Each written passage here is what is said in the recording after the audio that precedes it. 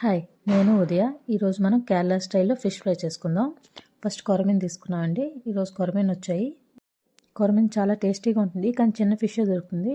మనం KG boneless తీసుకున్నాం, KG normal fish తీసుకున్నాం. బోన్లెస్ని ఇప్పుడు ట్రై చేద్దాం. మనం ఫిష్ని మ్యాగ్నేట్ చేసుకొని ఉప్పు, కారం, పసుపు, అల్లం వెల్లుల్లి, ధనియాల పొడి, జీలకర్ర పొడి అన్నీ వేసి మ్యాగ్నేట్ చేసి ప్యాన్ మీద ఫ్రై చేసుకోవాలండి. ఆయిల్ వేసి ప్యాన్ మీద ఫ్రై చేసుకోండి.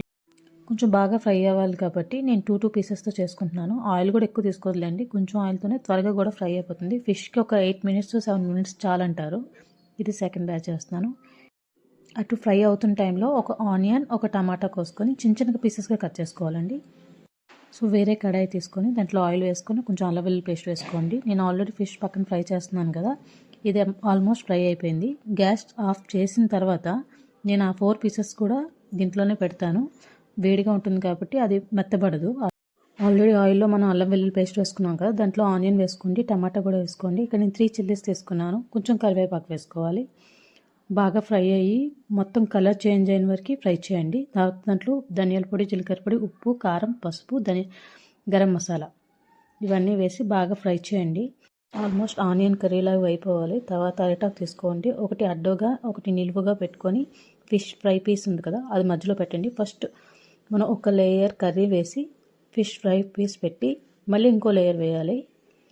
అరిటాకుతో కట్టుకోవాలండి. ఇప్పుడు చూపించిన విధంగా కట్టుకోండి.